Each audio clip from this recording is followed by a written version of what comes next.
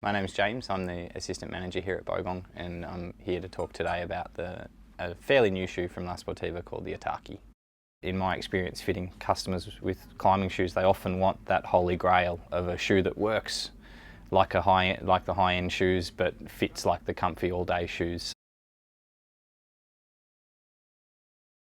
La Sportiva were probably asked to come up with a comfortably fitting but still performance orientated shoe. They have a new heel design from La Sportiva which is called the S heel, which has two main aspects. It's designed to hold the heel at a slight tilt, which creates a more powerful foot position, and it's also designed to hold the shape of the heel together so it doesn't sort of change shape over time.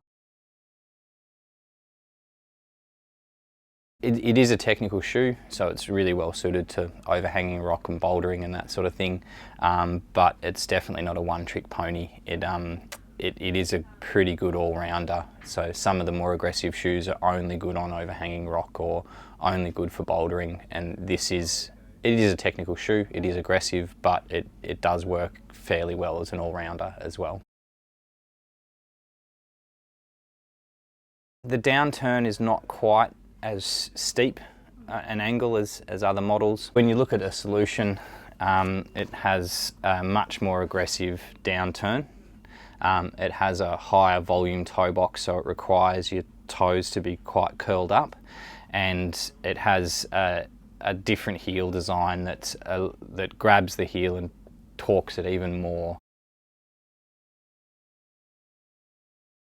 If you wanted to break a climbing shoe range down into three areas, you've got beginner shoes, intermediate shoes and performance shoes, and the Otaki fits really nicely into the intermediate and performance area, so it'd be a really good option for a customer buying their first performance shoe. All climbing shoes have one key disadvantage, and that's if it doesn't suit your foot shape. With the Otaki, it follows the same toe profile as the Katana. So what we do find when fitting customers, if they're coming from a Katana, they'll often find that this is a really good fit for them.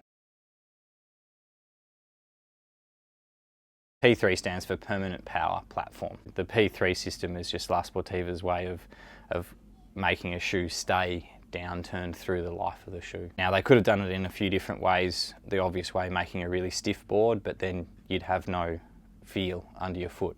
So, I mean, it's pretty easy to see how it works. You push the toe up on the shoe and then you just wait and it slowly goes back down.